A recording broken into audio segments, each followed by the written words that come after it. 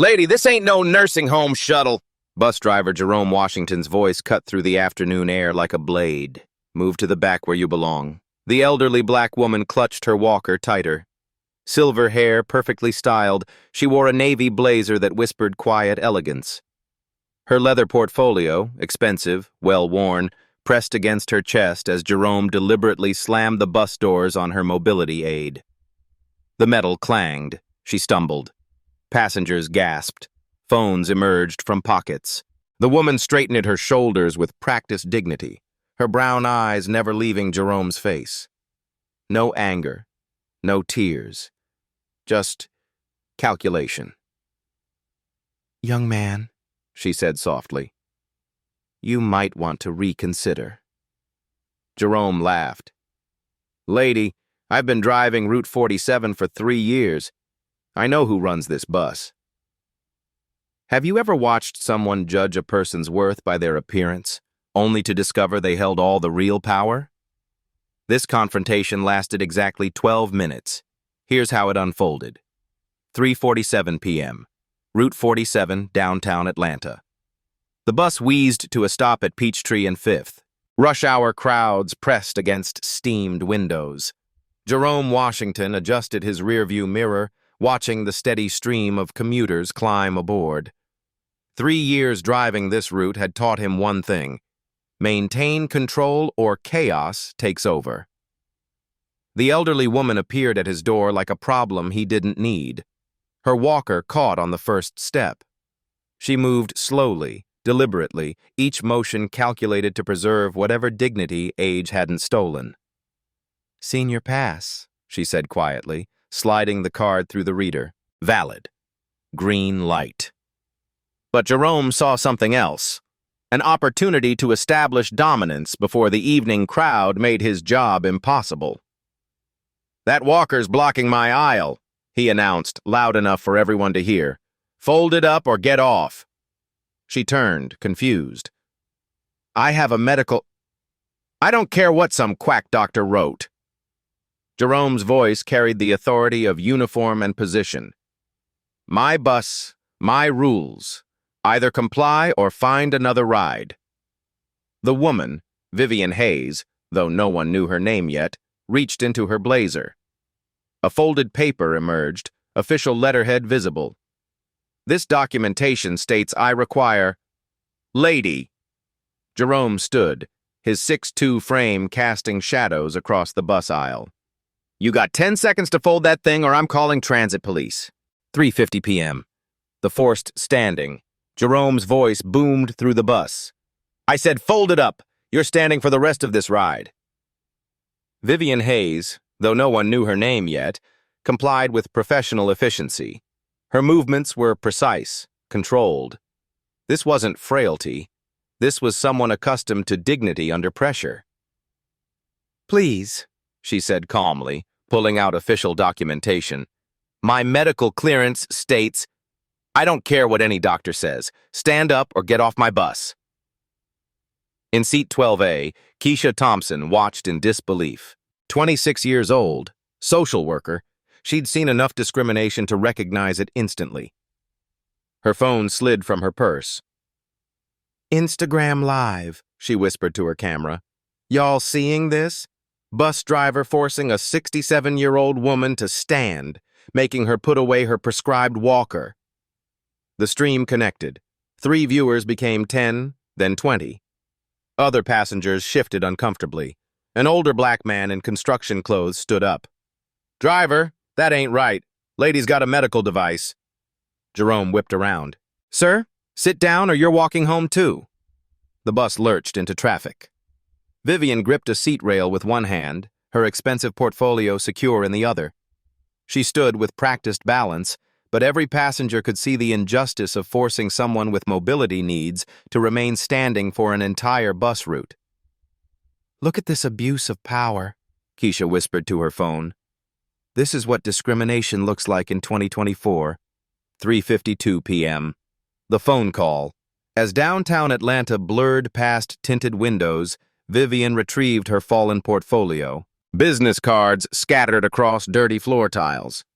She gathered them carefully, checking each one before sliding them back into leather slots. Her phone, latest iPhone model encased in genuine leather, buzzed with notifications. She scrolled through messages, then placed a call. "Yes, it's me." Her voice barely rose above the bus engine's rumble. "I'm on Route 47, driver number..." She squinted at Jerome's identification placard. 1247.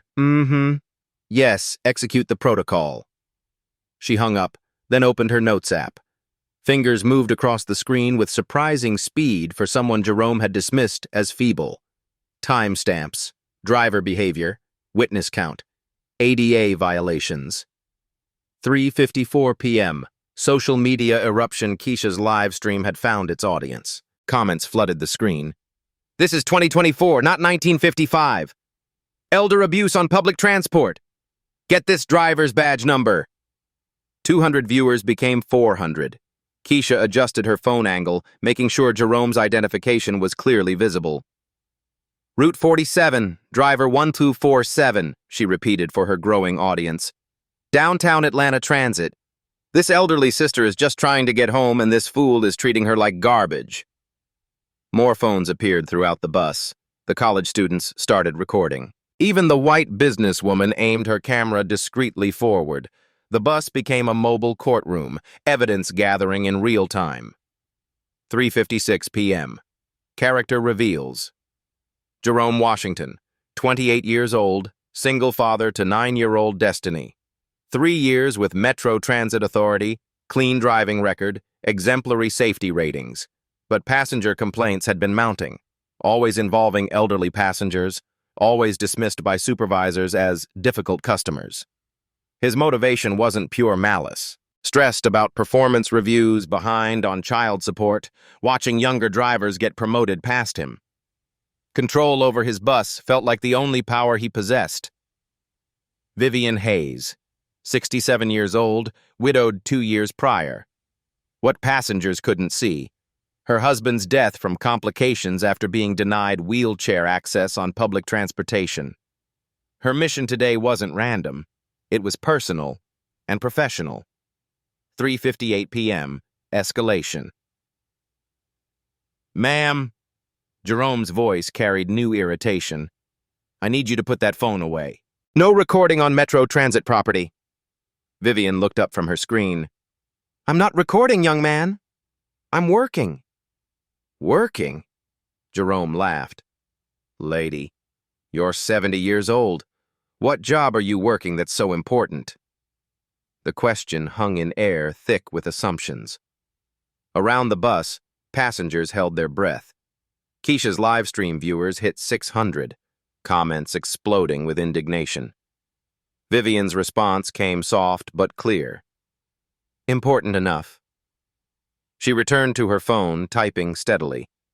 Her screen showed an official Metro Transit Authority portal, incident reporting system, real-time GPS coordinates automatically populated. Driver 1247, multiple ADA violations, Route 47, discrimination incident. Witnesses, 12 passengers, social media documentation. Recommendation, immediate intervention. Her thumb hovered over Submit Report. 4:02 p.m. Management arrives. The bus pulled into the Martin Luther King Jr. Boulevard stop. Among the boarding passengers, a familiar figure in a Metro Transit Authority uniform climbed the steps. Supervisor Carlos Rodriguez, clipboard in hand, badge gleaming under fluorescent lights. "What's the holdup?" Carlos surveyed the scene. Standing elderly woman, agitated passengers, multiple phones recording. His first instinct wasn't justice. It was damage control. Jerome straightened. "Supervisor Rodriguez, thank God you're here. This passenger's being disruptive, refusing to follow safety protocols." Carlos looked at Vivian, still standing gracefully despite being forced into the humiliating position. Her navy blazer, expensive leather portfolio, and composed demeanor should have triggered questions. Instead, Carlos saw what he expected: a troublesome passenger. "Ma'am, Carlos announced loudly. "You're disrupting service. Please comply with the driver's instructions or we'll have to remove you from the vehicle." Keisha's live stream exploded. 800 viewers now watched in real time as two transit employees ganged up on one elderly woman. "2 against 1 now! This is straight elder abuse. Get their badge numbers." 4:04 p.m. Social media wildfire. The hashtag #Route47 discrimination began trending in Atlanta. Keisha's live stream had been shared 847 times in 4 minutes. Other passengers' videos flooded Twitter, TikTok, and Instagram stories. Transit activist ATL posted, "Urgent. Elderly black woman forced to stand on Route 47. Driver 1247 and Supervisor Rodriguez targeting disabled passengers." This is 2024, not 1964. Local news blogger Tiffany Chen received a tip notification. 29 years old, known for her investigative transit coverage, she was only 6 blocks away. Her Uber changed direction immediately. "Driver," she told her Uber, "follow that metro bus. I've got a story to catch." 4:05 p.m. The corner tightens. Carlos pulled out his official incident report tablet. "Ma'am, I'm going to need your identification for our records." Vivian reached into her blazer, retrieving a slim leather wallet. She handed over her Metro Transit senior card, the same one she'd used to board legally. "This just shows you're a passenger," Carlos said dismissively. "I need actual identification. Driver's license, state ID." "Are you requiring identification from all passengers today?" Vivian's voice remained steady. "Or just the ones you've singled out?" Jerome stepped closer, invading her personal space. "Lady, you've been nothing but trouble since you got on. Show your ID or we're calling the transit police." Around the bus, passengers began voicing support. "She paid her fare like everyone else." "Y'all are harassing this woman. Let her sit down." Carlos raised his voice over the growing dissent. "Everyone calm down or we'll clear this entire bus." 4:06 p.m. Power play intensifies. Vivian's second phone call came as naturally as breathing. She dialed without looking at the screen, a number programmed into muscle memory. "Priority authorization needed," she said quietly. "Route 47, driver 1247, supervisor present. Execute emergency protocol 7. She hung up before Carlos could demand to know who she'd called. "Ma'am?" Carlos's voice carried new authority. "Who did you just contact? We don't allow passengers to coordinate disruptions." "I contacted my advocate," Vivian replied smoothly. The lie was perfect. Let them assume she'd called a lawyer, a family member, a disability rights organization. The truth was far more devastating. 4:07 p.m. Security Escalation Transit Police Officer Marcus Daniels received the call. "Disruptive passenger, Route 47 requesting removal assistance." Third-year officer, good record, no complaints. He didn't know he was walking into a career-defining moment. His patrol car fell in behind the bus, lights flashing but no siren. Standard protocol for passenger disturbances. Through her phone notifications, Vivian tracked the response. Her position in the transit authority hierarchy meant every police call, every supervisor report, every incident crossed her digital desk within minutes, including this one. 4:08 p.m. The crowd gathers. At the next stop, something unprecedented happened. Word had spread through social media so quickly that people were actually waiting to board, specifically to witness the discrimination. 3 young activists climbed aboard, phones already recording. An elderly black minister, Reverend James Crawford, took a seat directly behind Vivian. "Sister," Reverend Crawford said gently, "you don't have to endure this alone." The bus was now packed beyond normal capacity. Standing room only, but somehow space had been cleared around Vivian, a circle of respect maintained by passengers who recognized injustice. Jerome was losing control of his domain. Carlos was losing control of the situation. Neither realized they'd never had control at all. 4:09 p.m. Media convergence. Tiffany Chen arrived at the next bus stop, professional camera crew in tow. Her investigative series, Transit Truth, had won journalism awards for exposing systemic discrimination in public transportation. She boarded with press credentials visible, immediately identifying herself to Carlos. Tiffany Chen, Urban Transit Weekly. We're investigating reports of disability discrimination on this route. Would you like to comment on camera? Carlos's face went pale. We're handling an internal matter. Forcing a 67-year-old woman with mobility to stand for an entire bus route is internal? Tiffany's camera operator was already capturing everything. The questions came rapid fire. What's your employee number? How long have you supervised this route? Are you familiar with ADA compliance requirements? Carlos stammered, unprepared for professional media scrutiny. Jerome remained silent behind the wheel, realizing his simple power play had escalated beyond his understanding. 4:10 p.m. The phone buzzes. 3 distinct notification sounds came from Vivian's phone simultaneously. She glanced at the screen, allowing herself the smallest smile. Message 1. Emergency board meeting convened. All department heads report immediately. Message 2. Media relations standing by for statement. Crisis communications activated. Message 3. Legal department reviewing ADA violation footage. Preliminary assessment, severe. She typed a single response. In position, proceeding as planned. Keisha caught this exchange on her live stream. Y'all, this lady is getting some serious messages. Look at her face. She ain't scared at all. She looks like she's been waiting for this moment. The live stream comments erupted. Plot twist coming. She's too calm for someone being harassed. Something big about to happen. 4:11 p.m. The critical moment Officer Daniels finally boarded, taking in the scene.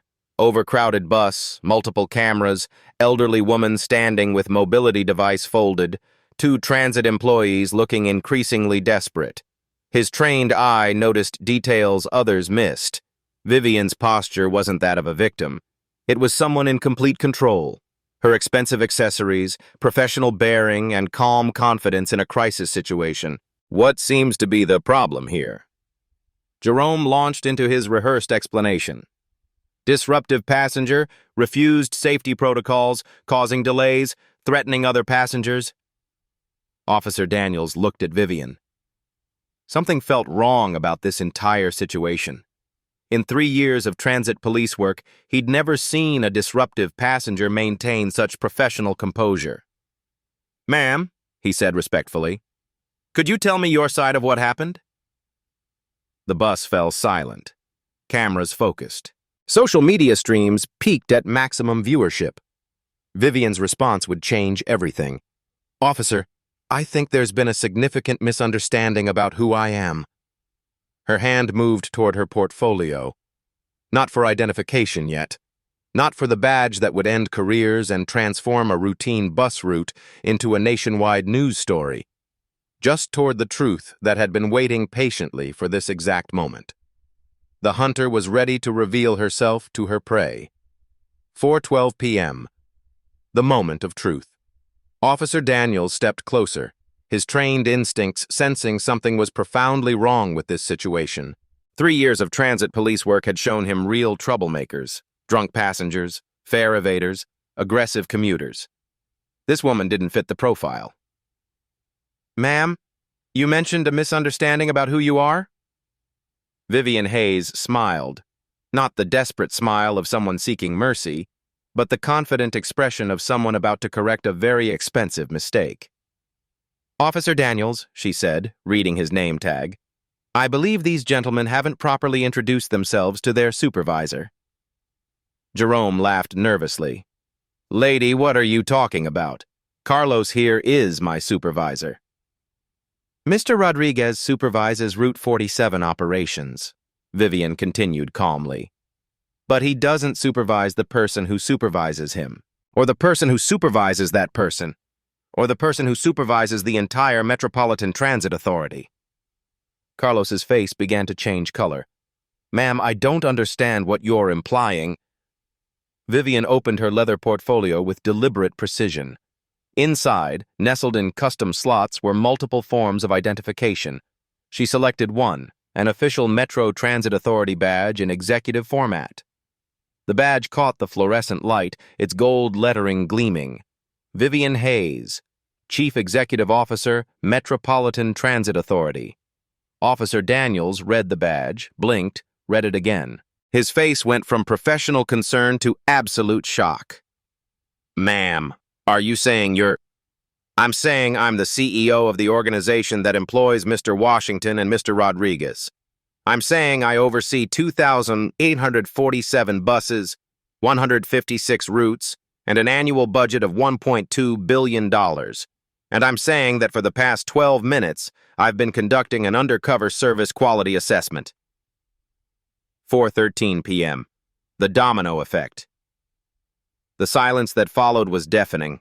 Keisha's live stream chat exploded with over 1,200 viewers typing simultaneously, "Yo, she's the CEO!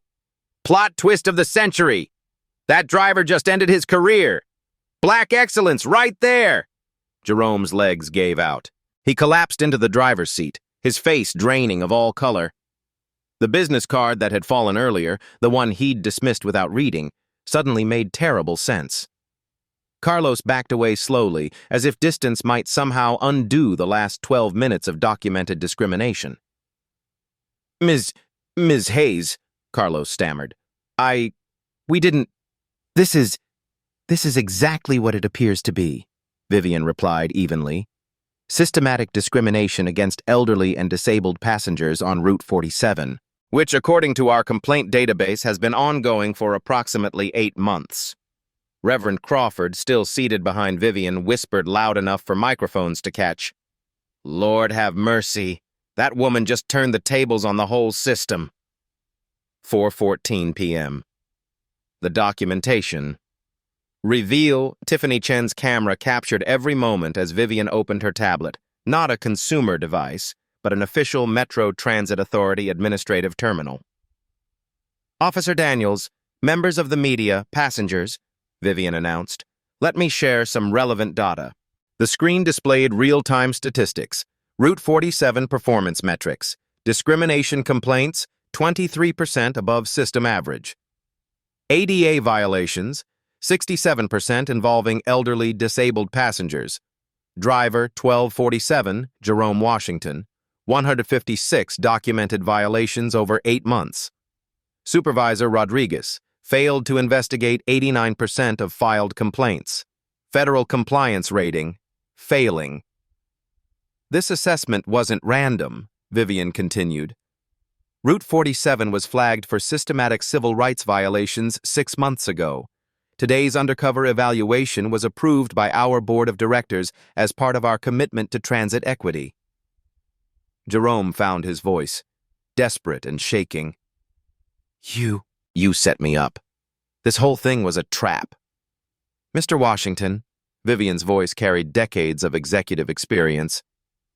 I provided you with multiple opportunities to treat a passenger with basic human dignity. You chose discrimination. I documented your choices. 4:15 p.m. The legal avalanche. Vivian's phone buzzed with an incoming call. She answered the speaker, her voice carrying the authority of someone accustomed to making decisions that affected millions. This is Hayes. Ma'am, this is Janet Morrison, General Counsel. We've been monitoring the live streams and news coverage. Legal implications are severe. Jerome and Carlos listened in horror as their fate was discussed in real time. Current violations documented today include Americans with Disabilities Act, Section 504 violations, Civil Rights Act, Title VI violations, Company Policy violations, Sections 12.3 through 12.7, and hostile workplace environment creation. Potential damages, Janet? Conservative estimate, $75,000 per documented ADA violation. With 156 violations on record for driver 1247, we're looking at potential federal fines exceeding $11.7 million, plus individual civil liability for both employees. The bus passengers collectively gasped. Keisha whispered to her live stream, "Y'all hearing this? These men are about to lose everything." Carlos attempted damage control. "Ms. Hayes, surely we can discuss this internally. This doesn't need to involve federal authorities." "Mr. Rodriguez," Vivian cut him off, "civil rights violations are federal crimes. This stopped being internal the moment you decided to support discriminatory practices." In 4:16 p.m. Character assassination attempt. Jerome, realizing his career was over, made a desperate play. "Look, I don't care who you claim to be. You could have just shown your ID from the beginning instead of causing all this drama." The accusation hung in the air, an attempt to blame the victim for the discrimination she'd endured. Vivian's response was swift and devastating. "Mr. Washington, are you suggesting that passengers must prove their social status to receive basic human dignity on public transportation?" "I'm saying you deliberately tricked us." "I paid my fare with a valid senior pass. I boarded with prescribed mobility equipment. I presented medical documentation when requested. At what point should I have been required to present executive credentials to avoid discrimination?" Officer Daniels stepped forward. "Sir, with respect, the lady is correct.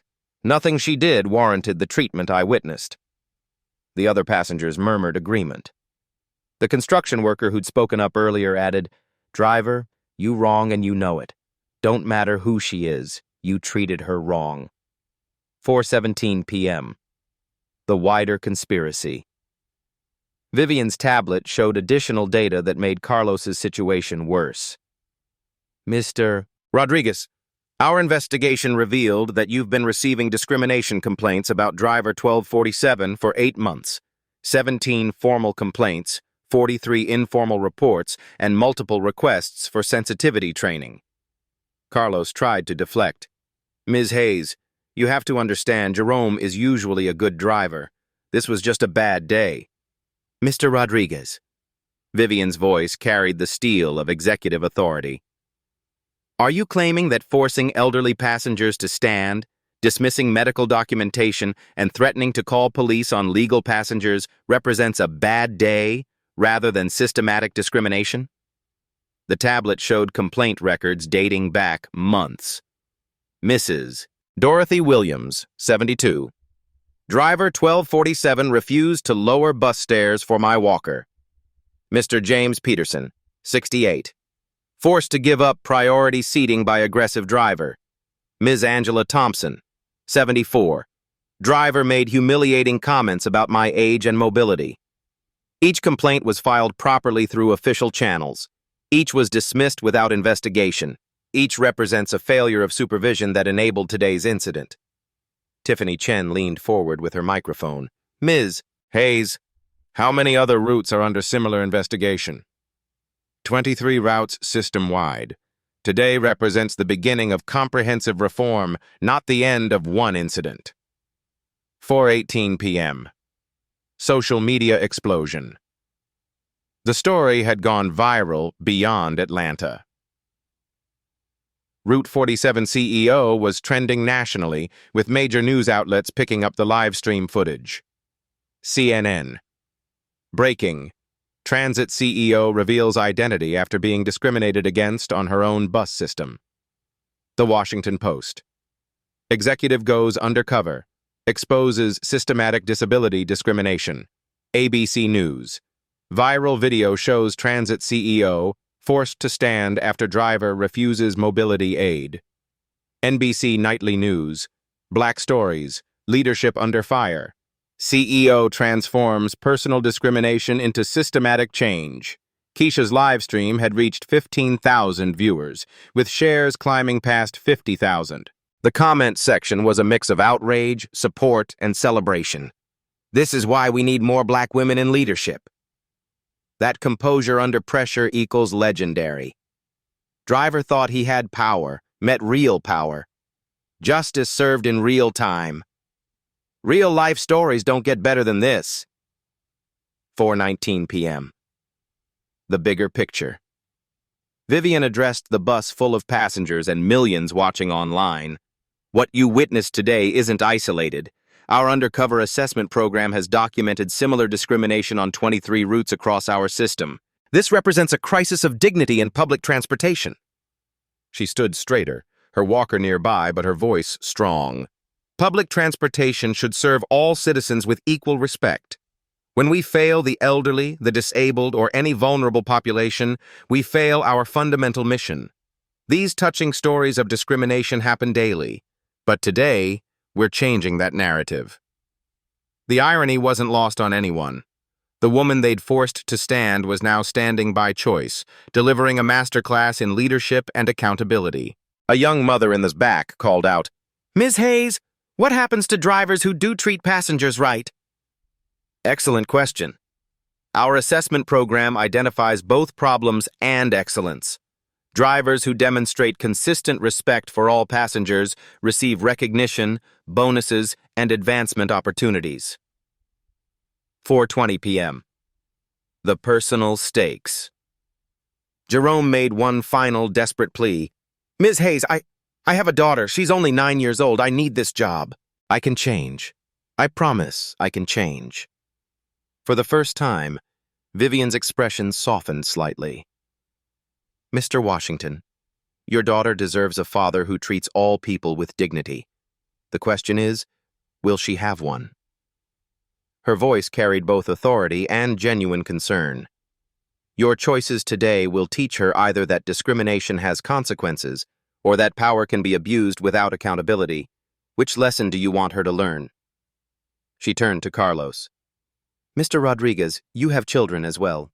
What have you taught them about standing up for what's right when you had the power to stop discrimination and chose not to?" The personal accountability cut deeper than any corporate discipline could. 4:21 p.m., the aftermath begins. Vivian's phone showed multiple urgent messages. Mayor's office requesting emergency meeting, Federal Transit Administration launching immediate investigation, civil rights organizations demanding comprehensive system review, media requests from 47 news outlets nationwide, Congressional Transportation Committee scheduling hearings. "Officer Daniels," Vivian said, "I'll need official incident reports filed. Full documentation of everything witnessed today." "Yes, ma'am." "And ma'am, for what it's worth, what you did today, that took real courage." Vivian smiled genuinely for the first time since boarding. "Officer, sometimes courage looks like an elderly woman standing up for herself. Sometimes it looks like a young woman live streaming injustice. Sometimes it looks like passengers speaking up for what's right." She gestured to Keisha, still streaming. "Today's real heroes are the witnesses who refused to stay silent. These are the life stories that create change." 4:22 p.m. The final reveal. As the bus pulled into the downtown terminal, Vivian delivered the final piece of information that would reshape everything. "Ladies and gentlemen, effective immediately, Route 47 will be discontinued pending complete staff retraining. All passengers will receive full refunds and alternative transportation arrangements." She looked directly at Jerome and Carlos. "You have 24 hours to submit written resignations with recommendation letters. If you choose termination instead, this incident becomes part of your permanent employment record, affecting all future job prospects." The choice was theirs. The consequences were not. Jerome's voice cracked. "What about my daughter's future? College fund, everything. Mr. Washington, I'm giving you a chance to control your narrative. Resignation allows you to rebuild. Termination makes that much harder." The humanity in her response surprised everyone, including Jerome himself. The hunter had not only revealed herself, she had transformed a moment of personal discrimination into a catalyst for systematic change that would protect thousands of passengers. And it had all started with 2 words that would echo through transit history. Stand up. 4:25 p.m. Emergency board session. Within minutes of the live stream going viral, Vivian's phone buzzed with a priority conference call. She answered on speaker, her voice cutting through the bus's stunned silence. "Emergency board session is now in session," announced Chairman Robert Mitchell. "Ms. Hayes, we've been monitoring the situation in real time. The entire board is watching your live stream. Jerome and Carlos exchanged terrified glances. Their discrimination wasn't just being witnessed by bus passengers, it was being evaluated by the most powerful transportation executives in Georgia. Board members, Vivian addressed them while looking directly at her two employees. I'm transmitting live incident data now.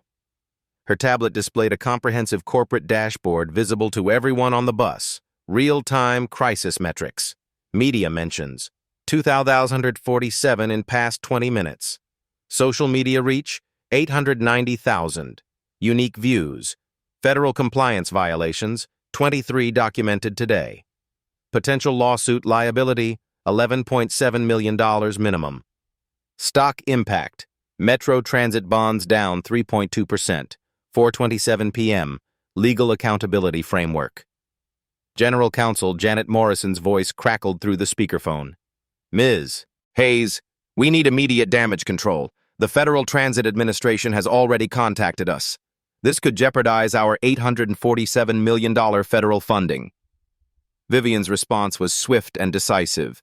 Janet, damage control means accountability, not cover-ups. What's our legal exposure if we proceed with full transparency? Significant but manageable if we demonstrate proactive reform. However, if we try to minimize this incident, we risk a federal investigation that could cost us everything. Jerome finally found his voice. Ms. Hayes, please. This is ruining my life over one mistake. The board members could hear everything through the open connection. Board member Sarah Williams, a civil rights attorney, responded first. Mr. Washington, forcing elderly passengers with mobility aids to stand isn't a mistake. It's a civil rights violation. Our records show 156 similar incidents. 4:28 p.m. Financial consequences. CFO Michael Torres joined the call with devastating numbers. Current financial impact assessment. Immediate costs $2.3 million for legal compliance review, $5.7 million for system-wide retraining, potential lawsuit settlements starting at $15 million. Carlos attempted to minimize his role. This seems excessive for one incident. Mr. Rodriguez, Torres interrupted. Our insurance company just notified us they're reviewing coverage due to your failure to investigate previous complaints. Your negligence could cost us our liability protection. The financial reality hit both men simultaneously. This wasn't just about their jobs, it was about the entire transit system's viability. Vivian pulled up her executive dashboard, displaying it for everyone to see. Supervisor Rodriguez performance. Discrimination complaints ignored, 89%. Required training completion, 67%. Company standard, 100%. Staff satisfaction under supervision, 34%. System average, 78%. Budget overruns due to personnel issues, $450,000 annually. 4:30 p.m. Federal intervention. A new voice joined the conference call. This is Deputy Administrator Patricia Chen from the Federal Transit Administration. We're launching an immediate compliance review of your entire system. The bus fell silent. Federal intervention meant everything. Funding, operations, even the agency's continued existence was now under scrutiny. Ms. Hayes, Deputy Administrator Chen continued, we commend your undercover assessment program, but we need comprehensive corrective action within 30 days or we'll initiate formal enforcement proceedings. Jerome's face went pale. Federal enforcement? What does that mean? Officer Daniels, still present, explained, Sir, it means potential criminal charges for civil rights violations, not just employment consequences. 4:31 p.m. Corporate Decision Matrix Board Chairman Mitchell addressed the crisis with corporate precision. We need immediate decisions. Ms. Hayes, recommend disciplinary actions. Key. Vivian looked at Jerome and Carlos with professional detachment. Based on documented evidence and legal exposure, I recommend termination with cause for both employees, effective immediately. Wait! Jerome stood up desperately. You said we could resign. That option expired when federal authorities joined this conversation. Civil rights violations require corporate response that demonstrates zero tolerance. Carlos tried one final appeal. Ms. Hayes, I have 18 years with this company. Surely that counts for something. Mr. Rodriguez, 18 years of employment makes your discrimination oversight worse, not better. You knew the policy and chose not to enforce it. 4:32 p.m. Stakeholder Impact Analysis. The board members began rapid-fire assessments. Board member David Park. Insurance liability review is mandatory. These terminations protect us from accessory charges. Board member Maria Santos. Union relations. We need to demonstrate that discrimination isn't protected by employment contracts. Board member Williams. Civil rights organizations are demanding meetings. We need credible action to maintain community trust. Vivian addressed each concern systematically. Insurance exposure decreases with immediate termination. Union leadership has already stated they don't protect discriminatory behavior. Community trust requires visible consequences, not hidden discipline. 4:34 p.m. Media Strategy Coordination, Public Relations Director Lisa Chang joined the call. Ms. Hayes, we have 47 media requests for interviews. How should we handle messaging? Full transparency. Schedule press conference for tomorrow morning. We take responsibility, announce comprehensive reforms, and demonstrate that leadership accountability starts at the top.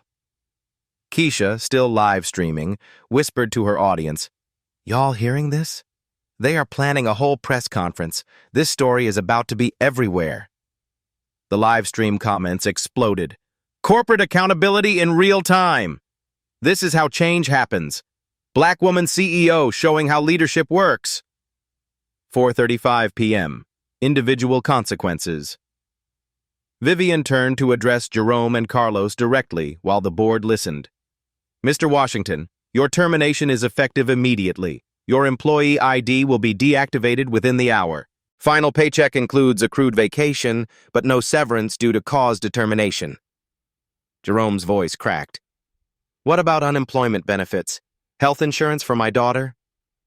Termination for civil rights violations disqualifies you from company benefits. You'll need to apply for state assistance and COBRA health coverage. She turned to Carlos. Mr. Rodriguez, your supervisory failure enabled systematic discrimination. Termination includes forfeiture of your pension vesting that would have completed next year. Carlos staggered. My pension? That's 20 years of my life. Mr. Rodriguez, 20 years of discriminatory oversight is exactly why pension forfeiture is appropriate. 4:37 p.m. System-wide Reforms Board. Chairman Mitchell addressed the crisis comprehensively. Ms. Hayes, outline immediate system changes. Vivian consulted her tablet. Effective tomorrow.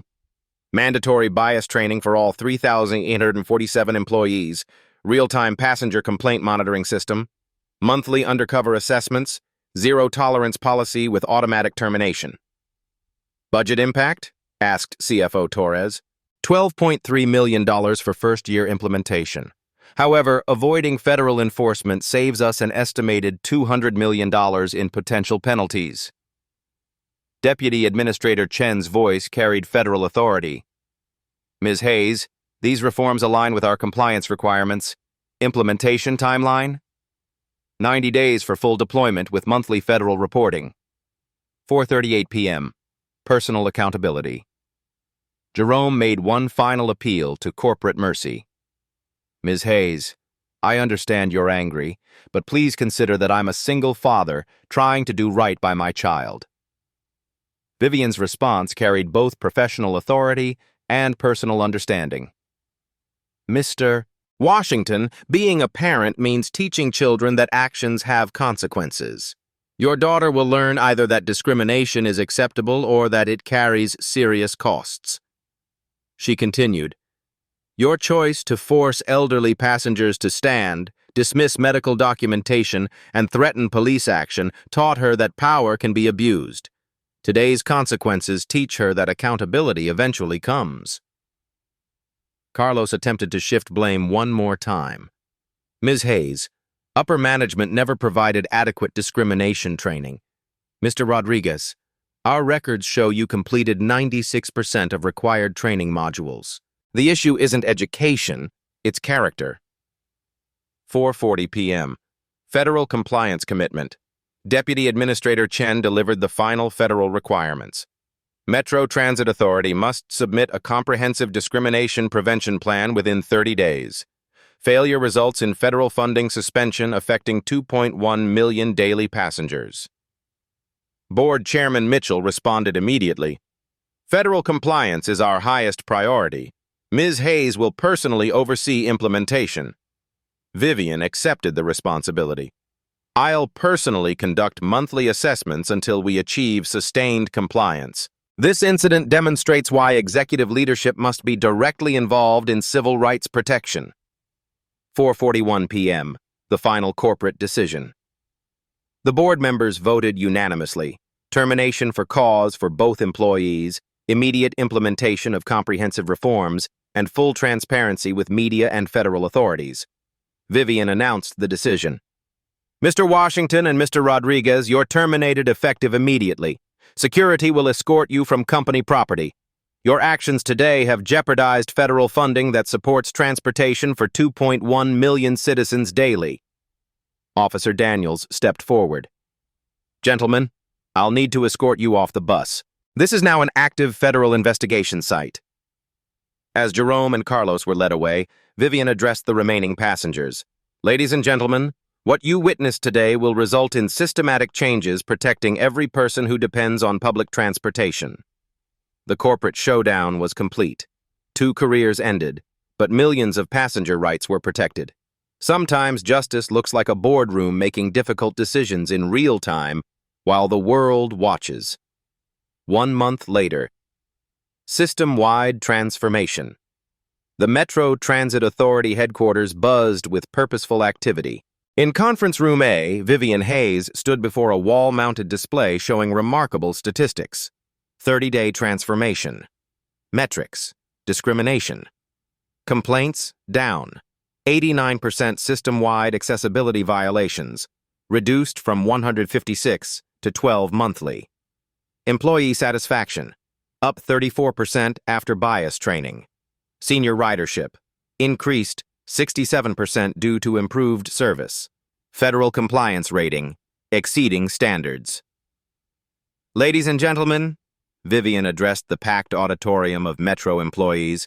Change is possible when we commit to dignity for every passenger. The new standard operating procedures, Route 47, had been completely transformed into a model accessibility route. New driver Shauna Williams, a 15-year veteran with perfect passenger service records, now operated the route with pride. Every morning I think about that video, Shauna told reporters. I remind myself that my job is serving people, not judging them. The route now featured real-time accessibility monitoring cameras, automatic alerts for passengers with mobility devices, mandatory dignity protocols enforced through technology, monthly passenger satisfaction surveys with 98% positive ratings, individual consequences, and redemption. Jerome Washington sat in his apartment, watching his 9-year-old daughter Destiny complete homework. Without his Metro Transit salary, they'd moved to a smaller place, but something had changed in him. "Daddy," Destiny asked, "why did you lose your job?" Jerome took a deep breath. "Because I was mean to people who needed help. And that's wrong, no matter who you are." He'd enrolled in community college, studying social work. "I want to help people instead of hurting them," he explained to his counselor. "Maybe I can teach other people not to make my mistakes." Carlos Rodriguez faced different consequences. His pension loss meant working past retirement age, but he'd accepted a position with a disability rights organization, at half his previous salary. "I spent 20 years ignoring complaints," he admitted during a podcast interview. "Now I spend every day helping people file them properly. It's the least I can do." A technology-driven accountability. The Dignity Rides app, launched system-wide, revolutionized passenger experience. real-time complaint reporting with photo-video evidence, GPS tracking, linking incidents to specific drivers and supervisors, automatic escalation for disability accommodation requests, community feedback integration with driver performance evaluations. Within 30 days, the app processed 2,147 positive commendations and only 23 complaints, a complete reversal from previous months. Federal recognition and expansion. Deputy Administrator Patricia Chen visited Atlanta to present the Federal Transit Excellence Award personally to Vivian. The Metro Transit Authority transformation represents the gold standard for civil rights compliance, Chen announced.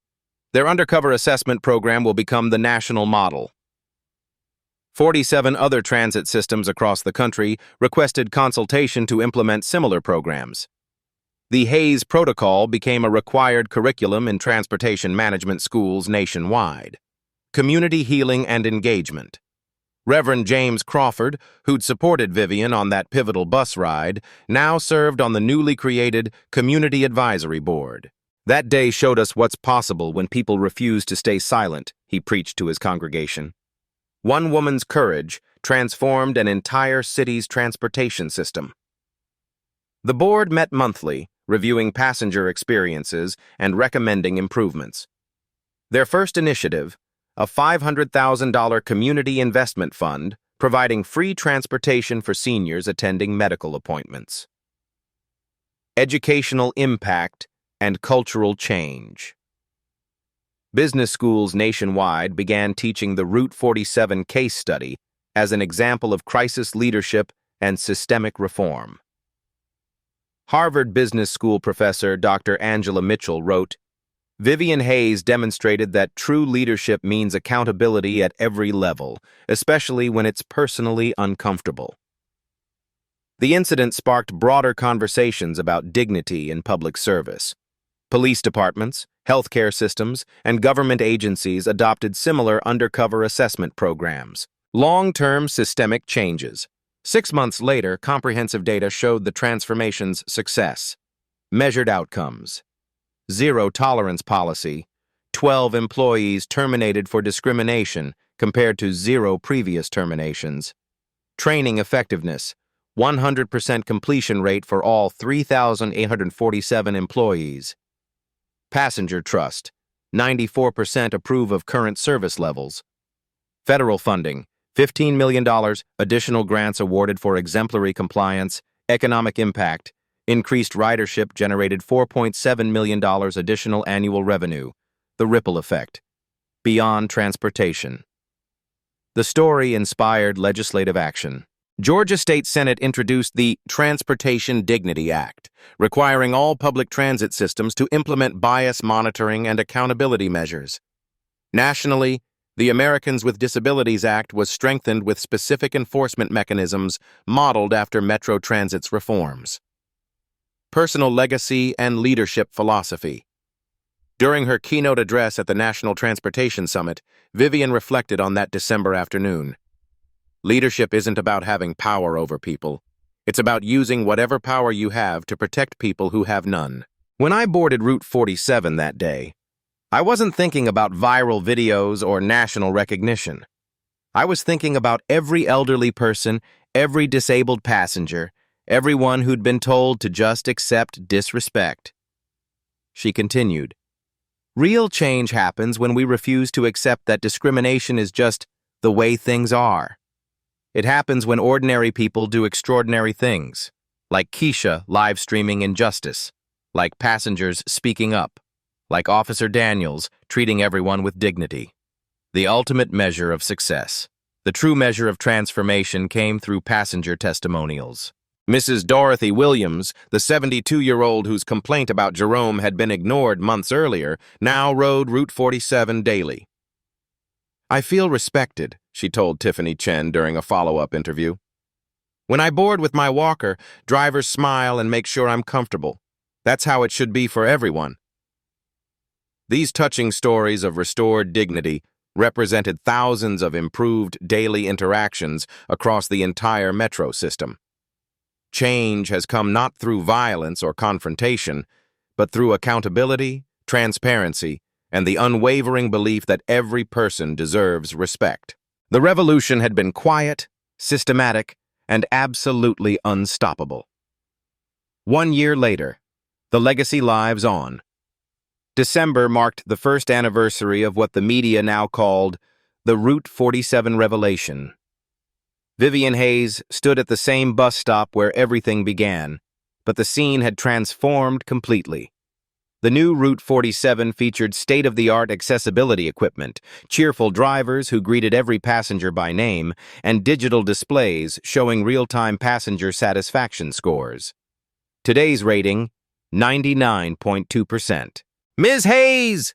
called out Mrs. Dorothy Williams, boarding with her walker. Driver Shauna Williams immediately activated the wheelchair lift, ensuring comfortable, dignified boarding. "How are you feeling today, Mrs. Williams?" Shauna asked warmly. "Respected," came the reply that captured everything. The numbers that tell the story. 12 months of sustained reform produced remarkable results. 2.7 million passengers now experience dignified daily transportation. Zero discrimination complaints for 8 consecutive months. 156 transit systems nationwide adopted the Hayes Protocol. $847 million in federal funding secured through exemplary compliance. 89 job promotions for drivers demonstrating exceptional passenger service. But the most important number was simpler.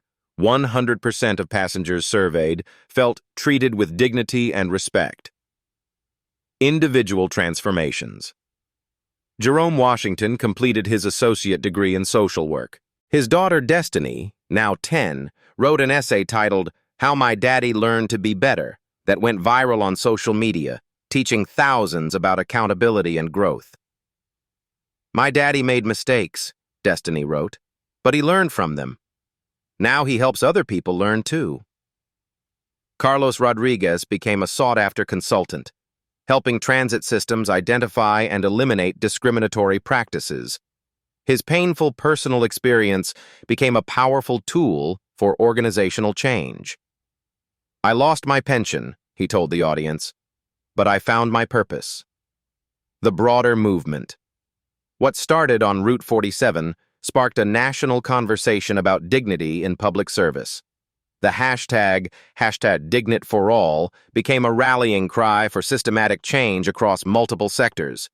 Healthcare systems, government offices, and educational institutions implemented similar undercover assessment programs. Black stories like Vivian's inspired countless other leaders to confront discrimination proactively.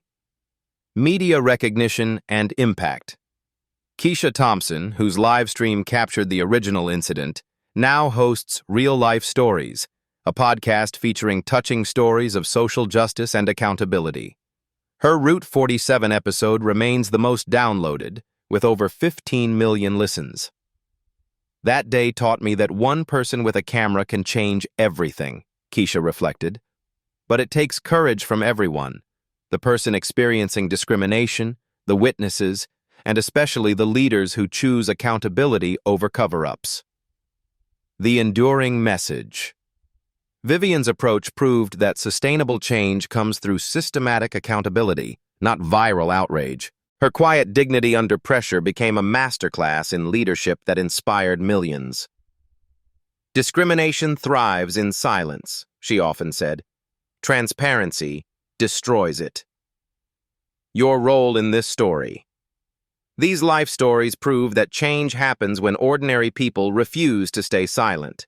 Every video shared, every discrimination documented, every voice raised creates ripple effects that protect countless others. Here's what you can do. Comment below. Share your own experiences with discrimination on public transportation. Your story matters and creates awareness. Tag someone who needs to know that dignity always defeats discrimination. Spread these real-life stories to inspire action. Subscribe to Black Voices Speak for more touching stories of quiet power creating loud change. Hit that notification bell, because justice stories like this happen daily, and we document every victory. Share this video with anyone who's ever felt powerless against discrimination. Show them that accountability always wins. What happened on Route 47 proves that sometimes the most powerful revolutions happen quietly, systematically, and absolutely unstoppably. Your quiet power can change everything. What will you do with it today?